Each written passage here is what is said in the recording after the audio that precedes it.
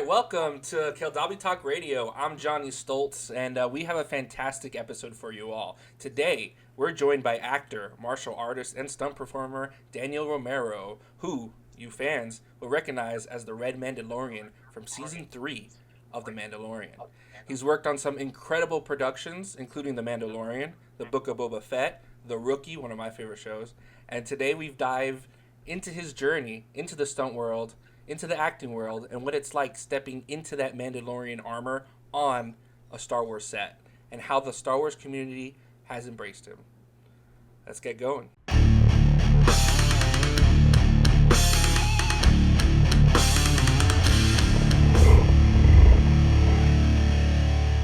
Thanks so much for joining us, Daniel. We're so happy to have you here. Well, thank you guys for having me. Yeah. Honestly, we want to start at the beginning, right? Sure. How did you get started, like in the entertainment industry? In the enter- it's actually a funny story. Um, it was kind of just one of those things where a friend of mine, right? I was training jujitsu at the gym, and he told me about all the times he's on set and all the experience he's having, and I'm starting to ask him like, how are you doing this? And he just like, yeah, I'm with the casting agency, and here's my headshots and what they kind of categorize me as, and here's what I do. And he goes, just give it a shot and see how it goes. And so I did. I think the next week I woke up at like 4 a.m. to try to go to the casting agency, and they opened their doors at about 5 o'clock, or actually they opened their door at 9. I'm sorry, but you had to be there super early because they only take so many people to like talk to. So I woke up at 4 a.m., got there about 4:30, and I'm like what number was I was like number 47 in a line of like 100 people, and they only took 50 that day. Oh, They wow. handed out cards, so like you could have your place at your number. And I remember number 47, I got in, and it kind of just snowballed from there. After a while, they started calling me for different shows, and then little by little, I started being uh, categorized in a certain niche. It's military. The first responder kind of characters were the ones that I started picking up pretty consistently. And so it kind of just kept going from there. And it all started, like I said, with just a friend being going, hey, you should just kind of give this a try, go on set, see if you like it. And if you do, just, stick with it. So I did. And, here I am, almost, what's that? 12, 10 years, 10, 12 years later, still enjoying what I do. Awesome. That's cool. Yeah. So like, what was like your first? I don't want to say big break, but what was your first show that you landed or anything? The first show that I did was a show called Code Black. Cool. Okay. Code Black. I don't know if you guys remember that show. And it was a night shoot. I had no idea what was going on. I had no idea what anybody was doing. They kind of were like, "Hey, we need you to come down to the set, and we're gonna, dress you up and cut up your shirts and put some blood on you, and we're gonna make things happen." It's like, all right, cool. I don't get it, but I'm all for it. So I think I don't quite remember where we were shooting, but I remember showing up to set. It was like the middle of November at 2 a.m. It's freezing cold, it's drizzling, and I'm like, this kind of sucks. Like, I'm having fun, but it sucks in the sense of like the environment that it is. It's just super cold, and there's nowhere to go to like kind of hide from that. And they're putting blood on me, so the blood is like fresh and wet and cold. I have holes in my shirt and my pants, and they're like, "All right, cool. We need you to like just." There's I think the scene was like a big crash scene on the freeway, right? So like paramedics are coming in between here. You need to interact with them a little bit, and I didn't quite understand what I was doing. So I kept having notes from like the PA coming, being like, "Hey, you need to stop like doing what you're doing and like do something else." All right, I'll figure it out. It's like just lay And there. yeah, luckily I figured it out. It brought me back, about 4 or 5 times after that, and I was good to go. That was my first gig. What was Code Black, and then not too long after, I got pretty consistent work on other shows like The Rookie. The Rookie, I landed not too far after I started, and I was on The Rookie pretty consistently for about like a season or two, like, probably at least 2 seasons, Yeah. not really 3, but at least 2. Um, and then from there, like pre-COVID, it was pretty consistent with other stuff like The Rookie, Brooklyn Nine-Nine. I was on pretty consistently. Um, for 3 seasons as well.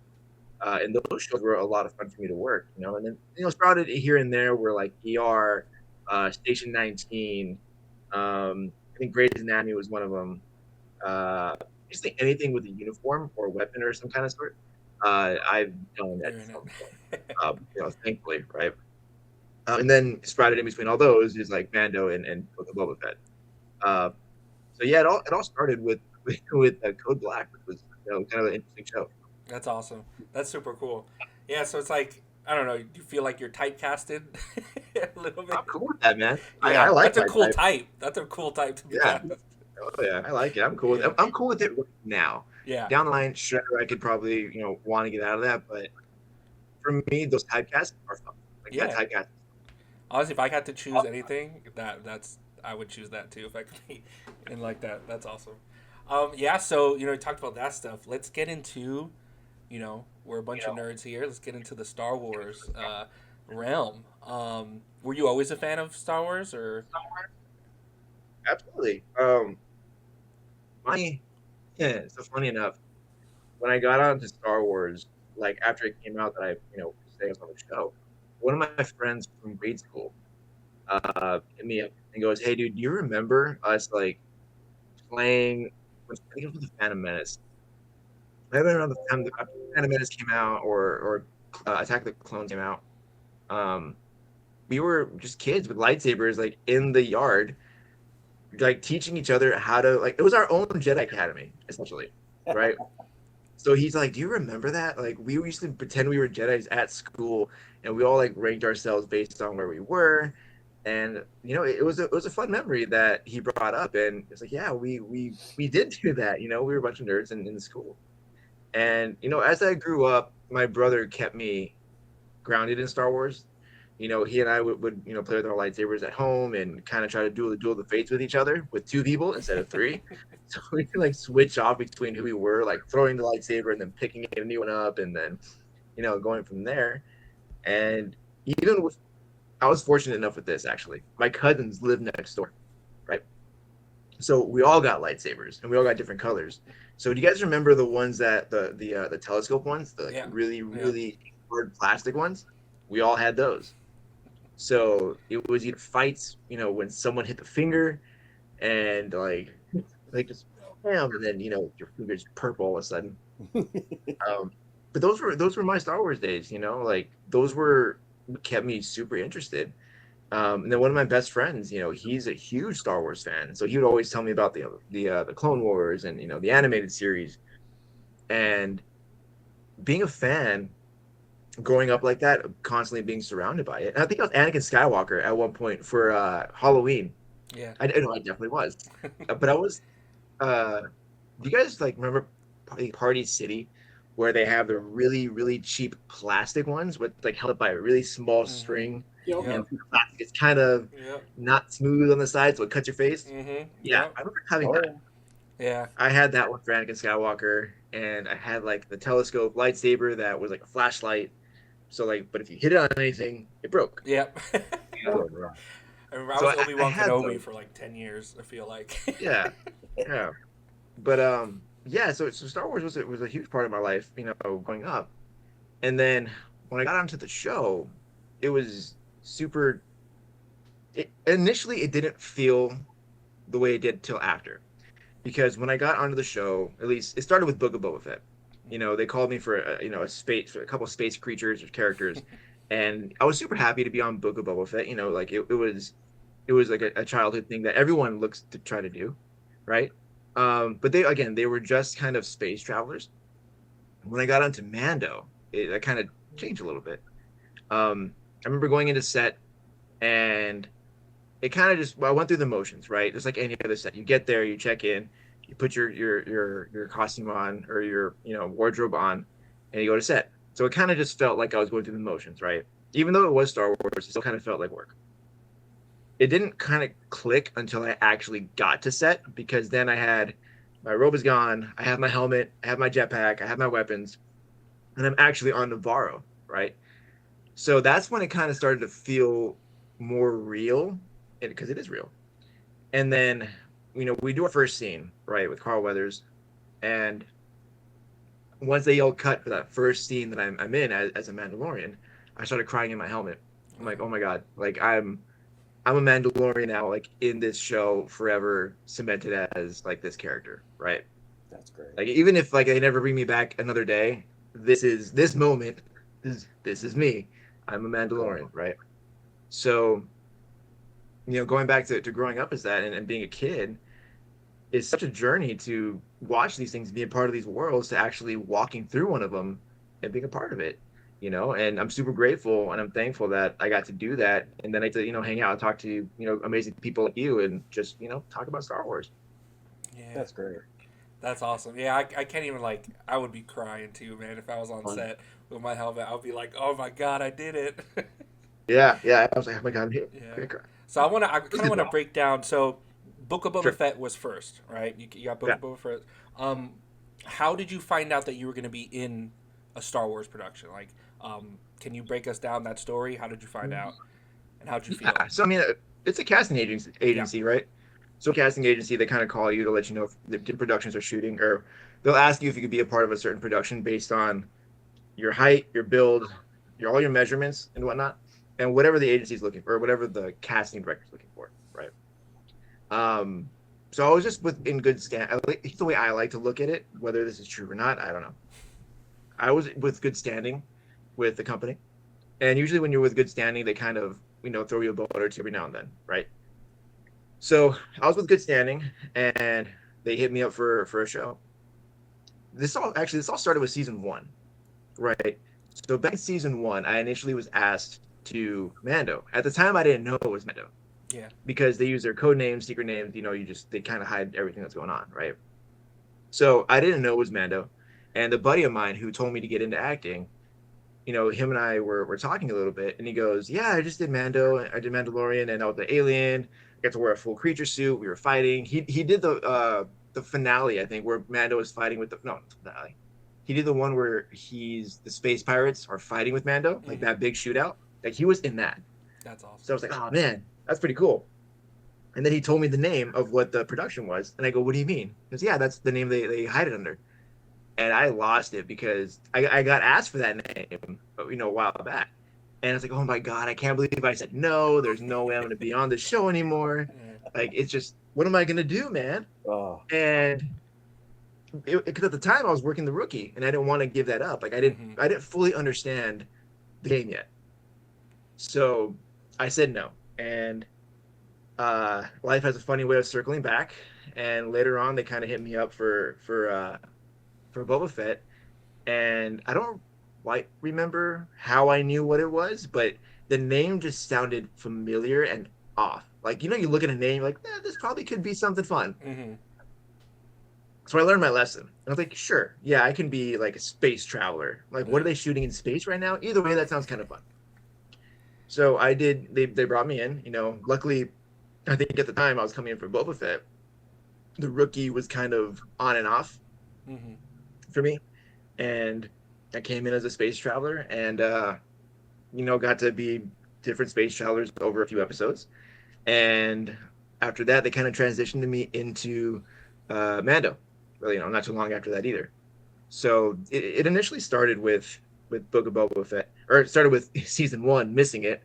Book of Boba Fett brought me in, and then Mando 3 came out. But even with Mando 3, I almost missed it again too. The same thing, like they hit me up with a different name, and I'm like, I don't know what this is. Like, I'm on SEAL team right now pretty consistently. I don't know if I really want to give that up. And I remember calling the missus and being like, hey, look, what do you think I should do? I'm pretty consistent on SEAL team. I don't know what this new show is. I think it could be Mando, but I don't want to like risk being taken off SEAL team. Yeah. And she goes, yeah, you know what? Look into it a little bit, but don't spend too much time on it, because they asked me like within an hour. I was having this conversation, but within that hour, if you're not responding to production, they're gonna fill that spot with people who are responding. So I remember being on the phone with her, and she goes, "Well, I mean, what do you think? Like, do you think it could be Star Wars or something?" And for whatever reason, like it clicked that it was, and I was like, "Oh my God, I think it is." So I'm just gonna say yes and then figure it out. I said yes. Then I started doing more research on it and found out it was Mando. Luckily, SEAL Team, my time on SEAL Team was wrapping up, so I transitioned into Mando, and I started going down that rabbit hole. But if I didn't like talk to her to process it, I don't know if I would have been on that show because I was just super scared to do it. That's awesome. That's so Yeah. cool. I'm like listening to the story. I'm like, dreams. Yeah. Yeah. It's So a good time. This yeah. next section, that you have, Johnny, I want to throw that question out that we had thought of right before we started recording. In regards, stuff about like on set when it came to the armor. How did they just say this is the armor that you're wearing? Did you get to like pick out anything with it? Like, what was that process for getting you into that costume? Yeah.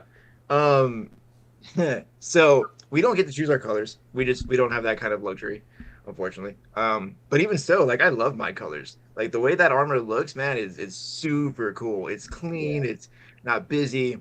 It looks amazing. Now, funny enough, going back to how I got into this, when we were talking about when I actually went to get my costume fitting, right? I showed up to the studio, signed some waivers, and I'm like, okay, cool. This is Star Wars. We're good.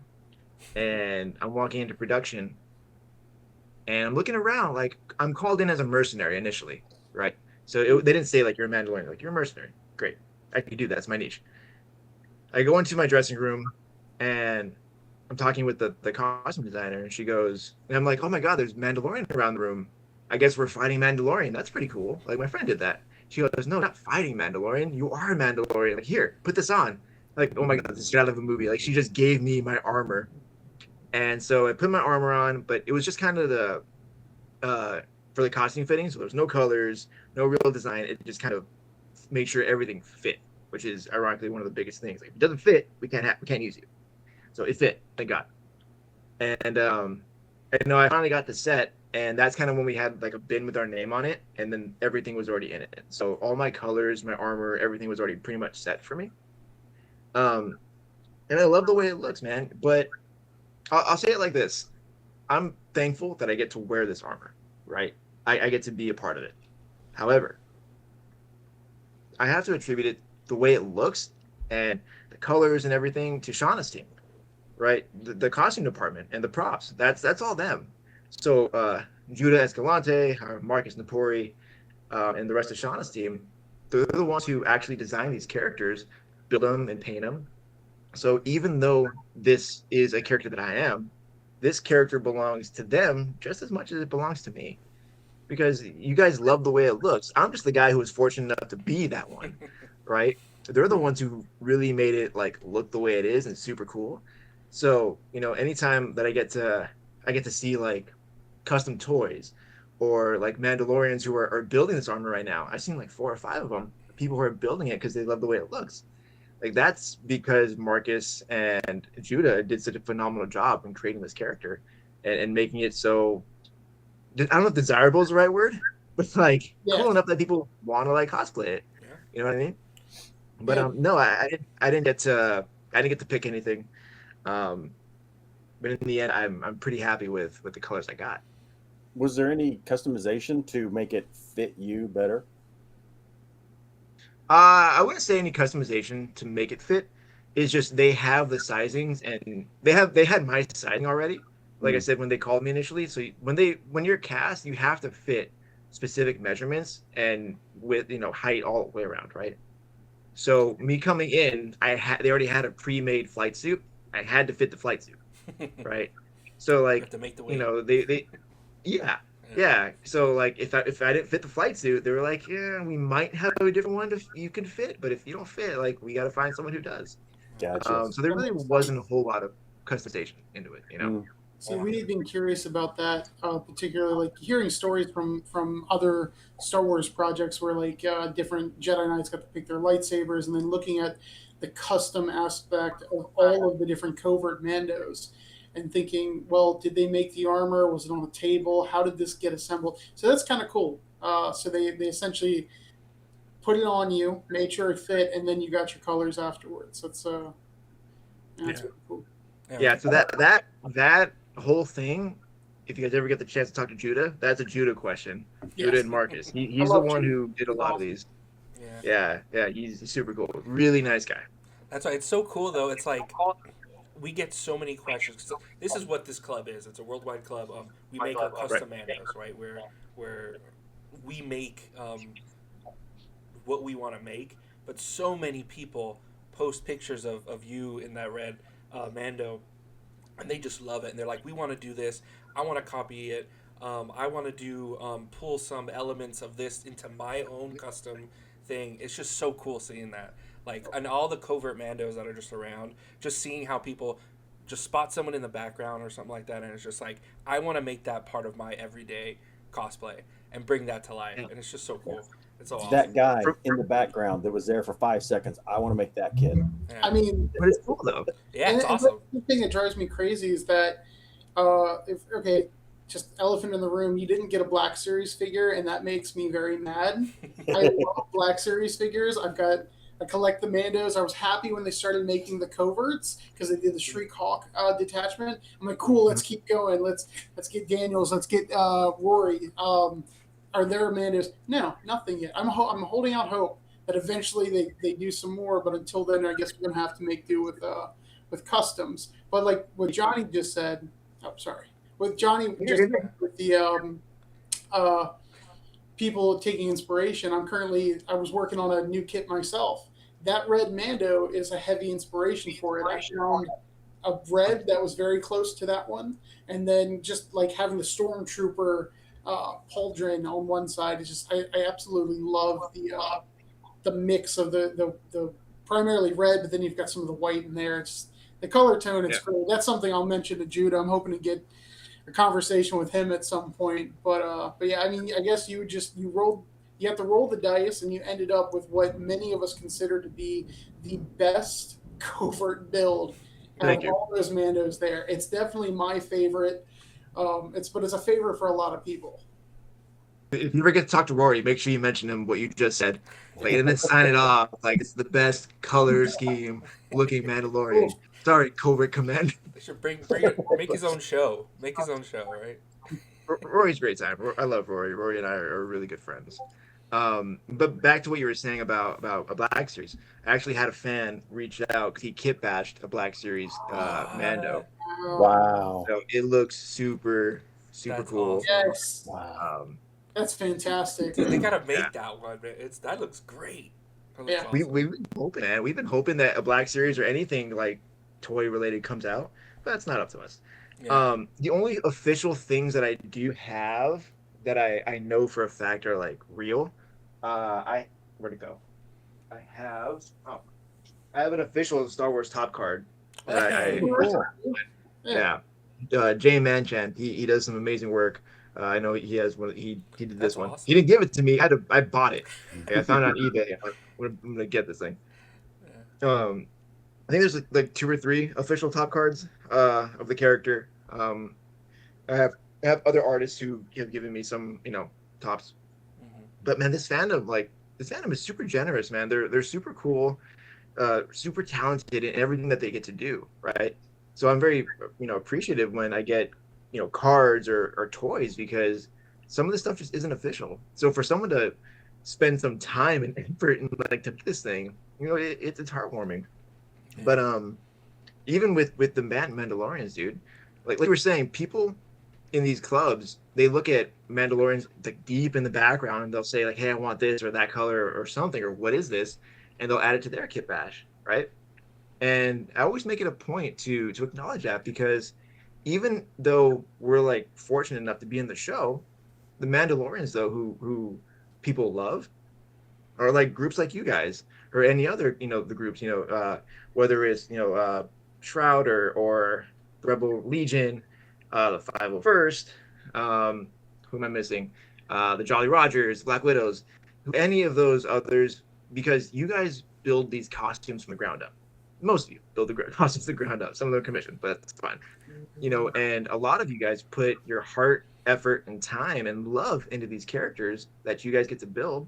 So when I get to see you guys at events or Comic-Con or anywhere, like I see you guys, a lot of you guys, as the Mandalorians, because the way people light up and get excited, and the kids approach you guys are real to them. So for me, that's a real treat to see that when people see characters deep in the background or in the front, foreground, whatever it may be, and that they want to pull certain aspects from those characters, right, and add it to their own costume. That just brings it to life for everybody else. So honestly, for you guys, thank you for what you guys do for the kids, for Comic Cons, for events, for the fans. I think that's you guys do a phenomenal job in everything that you guys do in that aspect. Great.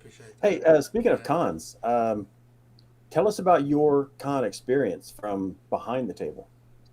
Oh man, it's nuts. It's weird being behind the table because I'm a fan. Like I'm a fan of a lot of things, right? And I've been on the other side of the table. Do I have them here with me? Where are they? I don't know where I did them. I've been on the other side of the table quite a bit. So my first con experience, like as a fan, was the Hollywood show out here in LA, where I got to meet the original Power Rangers. Nice. Right. Yeah. So my first ever person that I met was David Yost, Blue Ranger, one of my favorite Power Ranger. Got to meet him, Steve Cardenas, and Walter Jones. Those are my first three. Sweet. And I remember what it's like to just be that excited to meet somebody that I grew up watching, or that I watch. Part of a world that I dove deep into and I really look up to. So what kind of clicked for me though was when I met Jason David Frank, the Green Ranger, the White Ranger. The way he treated me during our interaction, I got to meet him, twice, but the way he treated me during our interaction is something I strive to do for every fan that comes to the table. Whether they walk away with something or not, I want them to walk away just excited, happy, questions answered, whatever it may be, that they're glad they came up and said hi. Because that's really all it is. A lot of people get nervous, like to just come talk. And that's all it is. Like, especially the smaller cons, it's nice because we get to just talk to fans like for 10 minutes without having to worry about a line, or some of us don't have to worry about a line, but we don't have to worry about like rushing things. And I think that's the unique part about these smaller cons, or any con, is where you can have an actual experience and talk and get your questions answered. That makes it special. I mean, we all love our science stuff, don't get me wrong, but sometimes I want to sit there and just like let you know what's going on, or like ask you a question and kind of go from there. And funny enough, I remember I was like, have you guys ever seen the movie The Warriors? Oh yeah. Like, come out to play, like that, the Warriors. Yeah. So I remember watching that movie. It's my favorite movie, by the way. Favorite movie. I remember watching that movie as a kid and telling my mom, like, hey mom, like one day I'm gonna meet these guys. Like, I don't know how, but I'm gonna meet them. And Comic-Con wasn't like as big as it is now. And she just like kind of laughed at it and blew it off. Well, like years later, I have like a signed poster from I think I'm missing one, like all the Warriors, some of the guys who are in the show, That's or in the awesome. movie. I have the costume designer on there. Again, I went to the Hollywood show, and there's this little lady sitting in the middle of the cast. No one's talking to her. I'm like, all right, what's your stick? She goes, oh, I'm the designer. What do you mean? Yeah, like I designed, I'm the costume designer for all the gangs. Like here's my sketches, and like wait, you designed most of these? She's like, yeah. I need you to sign this poster really quick for me because you're like responsible for all this. Yeah. You need a bigger sign. I don't know what's going on.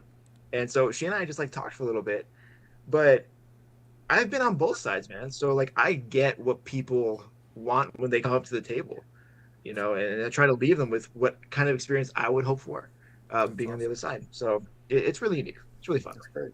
That's awesome. Do you have like a special moment, one that you can talk about, of a fan coming up or anything like that? Like just one that just sticks in your mind of a fan coming up or anything? And there's so many There's fun so many. interactions. Like, actually, yeah, there is one. So from being, we get DMs all the time, like kind of like kids reach out, meet them and whatnot. And there's a gentleman that I had the privilege of being friends with, like since I started. after I started the show, and he's like always said hi, and it was always funny. And I remember going to a Comic-Con out in Zaria, and he goes, "Hey, I'm gonna show up." I was like, "All right, cool, no worries. Like, we'll see." And after 3 or 4 years of like just saying what's up, the constant support, he showed up to the con, and like we finally got to meet. So just like that kind of thing that stuck out. His name was Clint. That stuck out to me because he's a fan, man, and he's just showing his support and love online. To like actually meet him at a con, like he drove out to say hi, and we got to talk a little bit more and have that interaction. So that's something that really stuck out to me, just because you don't really get to meet everybody that you say hi to or respond to or whatever it may be, and 9 times out of 10 they don't remember who you are. But just having him make some effort into coming to the con and like saying hi, it really meant a lot. And then actually at another con, he was my handler at one of the tables. That's so awesome. it was a really full circle, and it was a fun moment, a special moment for me, because again, it started online. We were friends. He was really supportive, got me a couple of gigs, and then he showed up, and then we're friends. You can't put it any other way. We're friends. That's awesome. And I appreciate what he's done. Yeah, and I just want to like you say, fans putting in the effort. The fact that you're putting in the effort, coming onto these podcasts, talking to us, being at these cons and taking the time to talk to people, that's awesome. And like, I just want to thank you so much for doing that. That means so much to us too. Just seeing how down to earth and cool you are. You're just like one of us nerds. I appreciate that, man. Yeah, I told you I'm a fan. So anything I can try to do, I will do. Yeah. Within reason. I got another question. Getting back to your kit, your costume, your Mandalorian. Did you have a fan in your helmet? No. Visor clear? No. Really? No, we stuck it out. Yeah. Oh. No fan. Yeah. Yeah. Especially one day we're shooting in the night scene, right? Where Bo asked us to go to Navarro. Or it's not Navarro. It's Mandalore. Mm-hmm. No. Yeah. That night scene. And we're walking around. There's some fire, and it's a night shoot, so my visor's fogging up. They're like, "Yeah, watch your step with the fire. Watch out for this person. Watch out for that." Like, dude, I can't see. I don't know what you want me to do. But it would fog up during that moment. No fans. I don't quite remember what the story was, why there wasn't fans. Some had fans, but they weren't complete. So like they started to set up a fan, but it just didn't have a battery pack or anything in it. I didn't have any of that. So I assume since you didn't have a fan that you didn't have comms in there either. You have to take your helmet off to talk to somebody or hear somebody. Yeah. But we'd get our instructions prior to putting on our helmets. Wow. So like you kind of knew what you were doing anyway. So if you needed to hear what's going on, just take off the helmet, and usually that's after we cut. Mm-hmm. Yeah, no comms, no nothing. Only one time did I really like want this helmet off was we were doing the living waters, where everybody like comes back and he brings Grogu with him, and we were in that room for hours, but we're on the sound stage, which is the volume. So you got all these cameras around you, right? And then out of everything could have made this flagpole that I was holding, like it was wood and it was super heavy. So I'm standing there like after a long day, like just straight holding this flagpole, and I'm like, oh God, like this is heavy. It hurts. My head hurts. I can't breathe. How much to say, by the way in the Mandalore. All right, next person. Let's keep it going.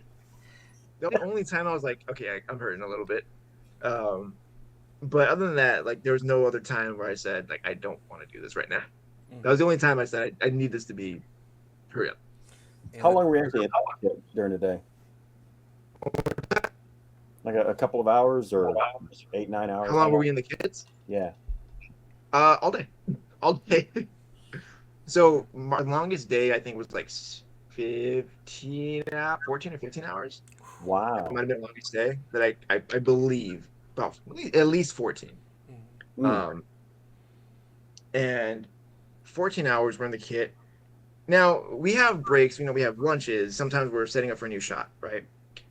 I made the mistake, and God, I should say a mistake, but I made the choice, the conscious choice to be in my kit with all of my stuff as long as I could, because if they're setting up a new shot, generally they can like have a little bit of time. It's like, okay, go take off your jetpack. You can take off your gauntlets, your weapons, put them back, put your helmet down, whatever. I made the mistake or the choice not to do that.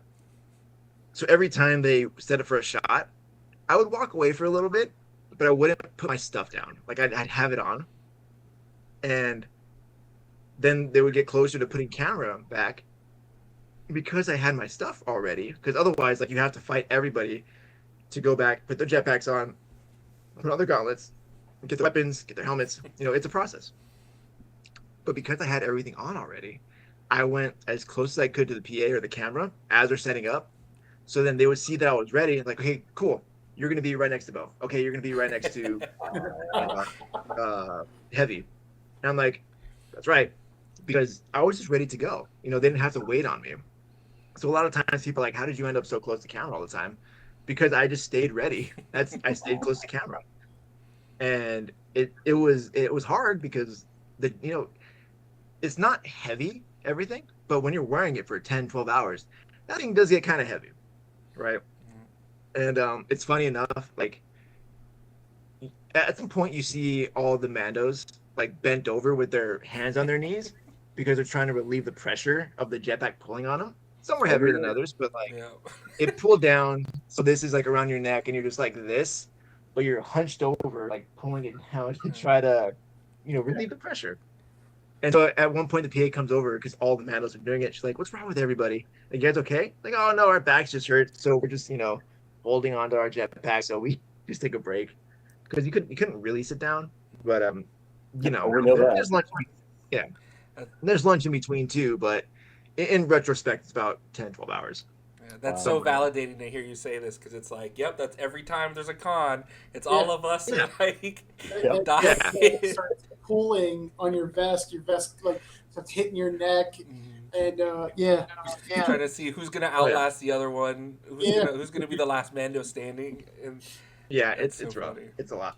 So do you know anything about the build process for those kits? Do you know what they're made of or anything like that?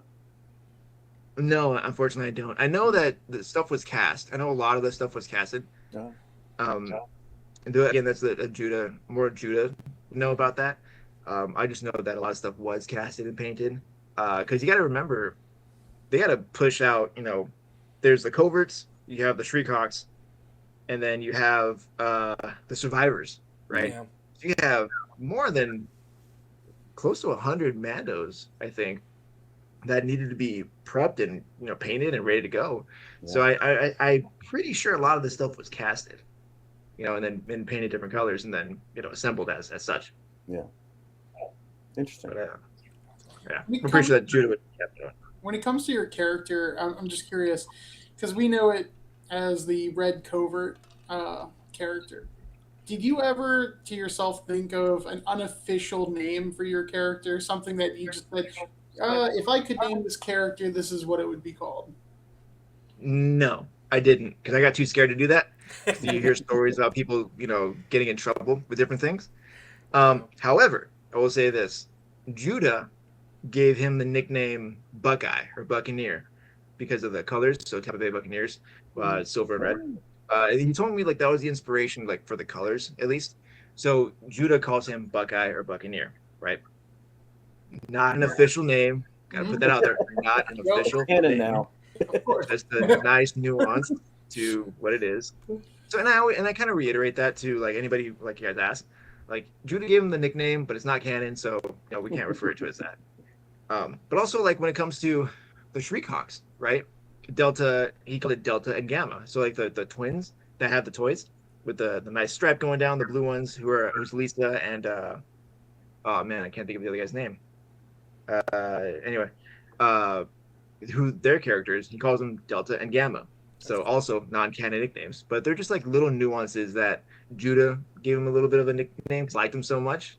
So I appreciate that I got a little nickname, whether or not it's canon. So I think it's still pretty cool. It is. Awesome. That's cool. All right, now we need a show with Buckeye Delta and Gamma, Sure. right? That's the spinoff that we're waiting for right now. Yeah. Disney, That'd be let's super go. cool. Let's go, Disney.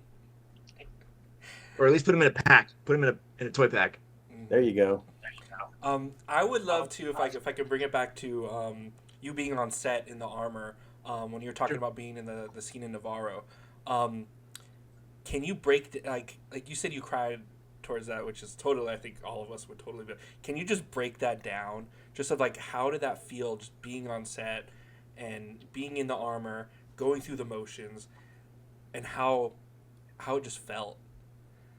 Like, how does that feel? It felt like you would imagine, man. You know, we're all fans. You know, to be on a production of anything is a lot of fun. But to be on something that you grew up watching, these stories that you love, the world that you are a part of, like you guys create your armors, and now you're part of the show at some point. It's a really unique feeling, and I can't say this for everybody because not everybody is a big fan. Everybody's can be a fan of the show or any show, but being a big fan, to be on a production like this is you can't ask for anything more. Right. And in such a way that I have a character that's specifically to me, it's phenomenal. Like, don't get me wrong, like here's the best way possible. Don't get me wrong, like being a stormtrooper is amazing. That would be a lot of fun. Like even the ones from Ahsoka, like when they brought back the original clone troopers, or the clone troopers from like the Clone Wars, like that was super cool. Like I had a friend who was that. And I was super jealous of him. So he was in that scene with Ahsoka, the flashbacks. He got to do that. So I was like, which one are you? Were you the one running like from the games and whatnot? He started laughing. But anyway, those are super cool. But you can't distinguish who is who by that unless like you were there. But to be a character like this, that's super pointed out. You see him, that's me. You see it over here, that's me. You see him not paying attention, that's probably not me, but that's okay. But either way, it's a heartwarming, man, you know. And one of the coolest scenes that we got to do was with Tate Fletcher, who does Heavy, Paz, and we're sitting around the bonfire. We're talking about going to Navarro, right? This is probably one of my favorite scenes that we got to film. And all the Mandalorians are on the fire. You know, Mando is giving a speech.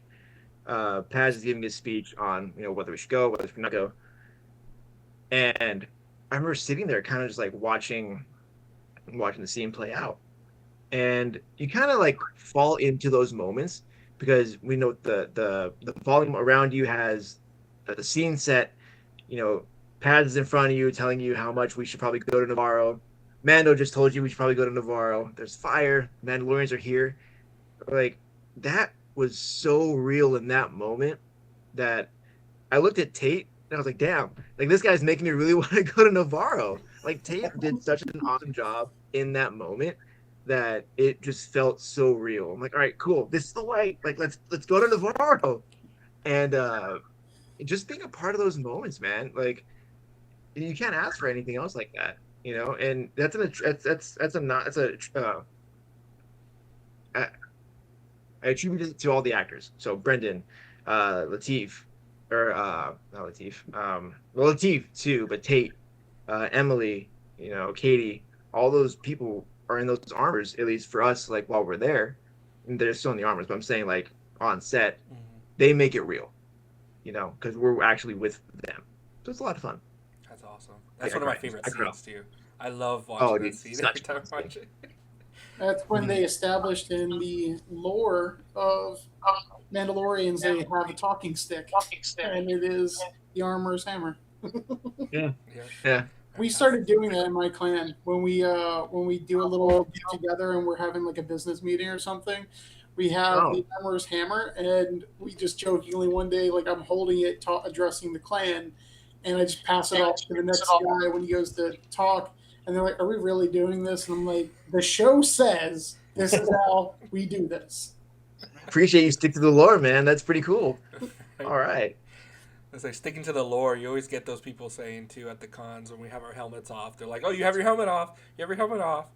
I don't stick that far into it. I got to take my helmet off like every It depends on the build for me. See, I have a covert build, so I will actually not take my helmet off when I'm in that set of armor. So yeah, it's cool. Everybody has their own code. Yeah.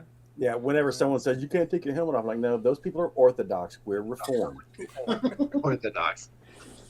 That's pretty funny. But yeah, that's such a fun, unique thing too. So, you know, That's I think it's awesome. great.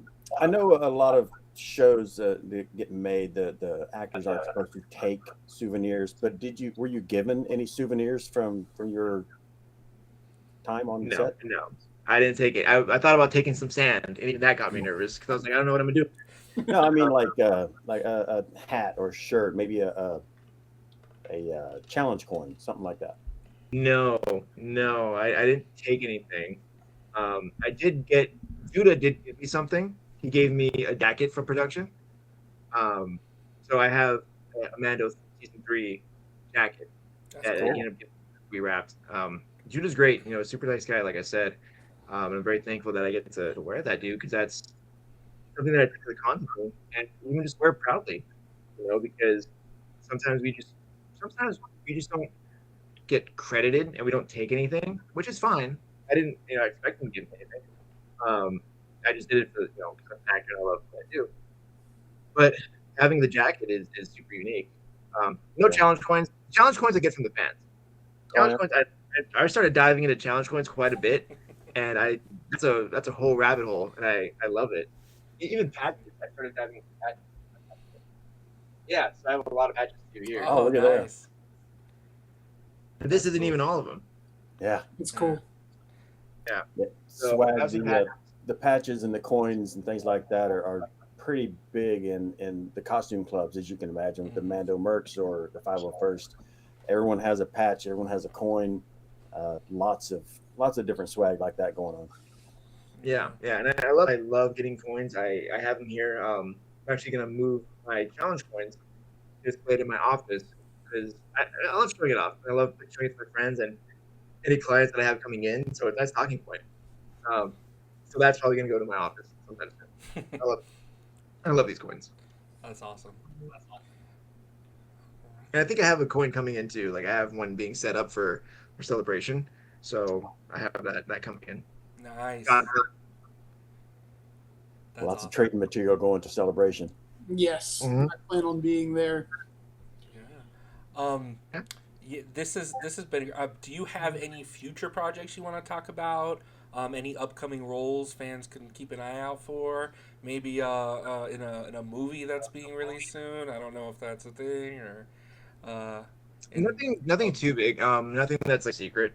Yeah. We did Civil War, a certain point of view Civil War. Yeah, I've heard great things about that. Yeah, so we industry professionals came through and top players, you know, got together and we made something really fun.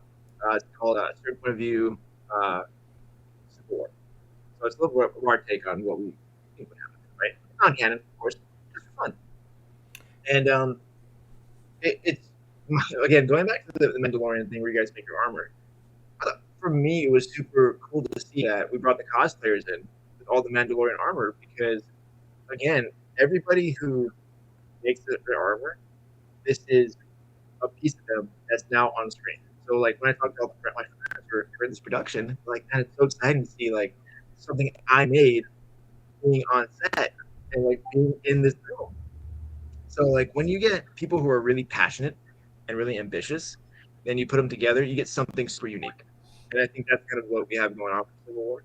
You know, Scott's doing an amazing job with, you know, directing, and Harvey did an amazing job writing. And again, we had a lot of costume people who helped us, you know, make our armor. Because I didn't build my armor; somebody built it for me once again, and you know, they put it on, and I got super lucky. With the helmet I have, oh my god, I love that Marauder helmet. I think it's sick. Like I didn't want to do that.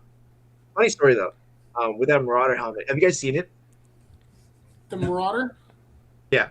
Yes. If you look on my Instagram, if you look on my Instagram, you'll see it's like one of the first pictures. It's the visor is a little bit thinner than Mando's. So I was fortunate. I was talking to the stunt guys, and they're like, "Hey, so you know, can I do my own stunt? Because they were gonna have somebody else do it." And like, yeah, like, are you sure? Like, have you ever done it before? Like, yeah, here's my background. Like, you know what? Go prep, and then we'll like go learn the choreography, and then show it to us. If we think you can do it, we'll say yes. If not, no. It's a liability, right? It's a liability for anybody to do stunts who's not.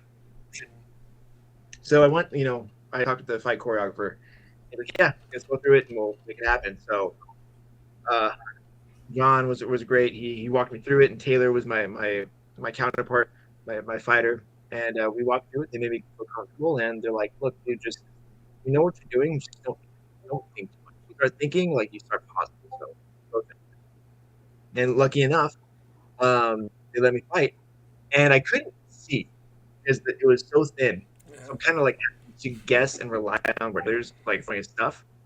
But he's doing a good job and kind of queuing it up. Right afterwards, I take the helmet off, and I'm like, guys, I can't see anything in here.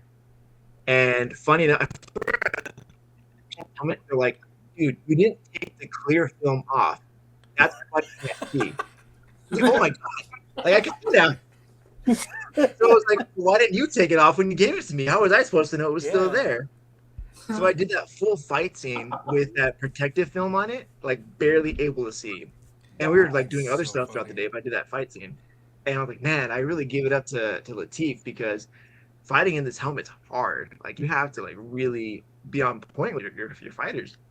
And then going back to when we came back, we kind of did a little bit more fight, different stunt choreographer, and I kept missing my mark, right?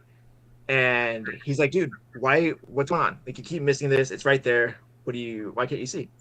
And I said, you see it, this visor is this thin. Like I can't see, the weapon keeps landing in a different spot. I can't see it. I keep guessing. He goes, man, are you sure? Like, I don't know. You know what? Dude, you put this on. And he goes, oh, you can't see. I'm sorry. Like you really can't see how this thing. I get it now. It's like, yes, thank you. But Civil War, yeah, it's a lot of fun seeing people who aren't in this industry come on a set, be a part of it, have a lot of fun, and make something super unique. So I'm excited to see Civil War come out, see all the hard work that everyone's put into it over the past couple of years, and to have you all see it and be excited about it because we're fans, you're fans. We just want to extend the story in the universe, whether it's canon or not. Just tell our story or our version of a story. So I'm excited to see that. Yeah, Looking forward to it. Great things. I've seen the I think a little piece of the trailer was out, and it looks really good. Looks really cool. Yeah, so it's gonna be fun. All right. Before we do the closing, is there anything else you guys want to say or anything? Or I just really appreciate you showing up. Some of your stories are just fantastic. yeah. Yeah, not a problem, guys. I appreciate you guys having me. If you guys ever want to talk a little bit more, just shoot me a DM. I try to answer as much as I can and talk about whatever I can. Sometimes an answer is a little bit more long-winded like this, but we do what we can. And then hopefully, I can make it out to a con with you guys, and then we can really just talk and hang out and go from there. Yeah, we have Mandos and clans strongholds all over the world. So, where do you have any cons coming up that people can see you at, or?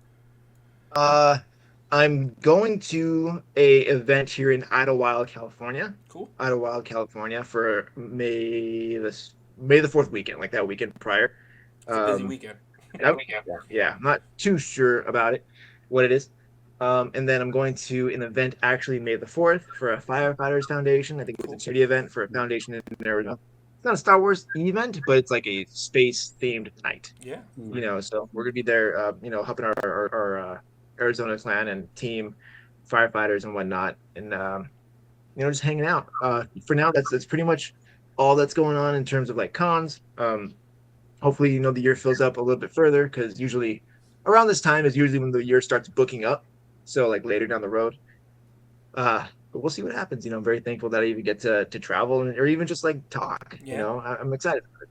Yeah. Well, thank you so much for joining us. Thank you. This has been great. This is awesome. This is probably going to be one of my favorite episodes. We're going to push out. Can't wait for people to listen to it. And this has been Keldabe Talk Radio, the official podcast of the Mando Mercs Costume Club. If you enjoyed this episode, be sure to follow, subscribe, and share it with your fellow Star Wars fans. Thanks so much, guys.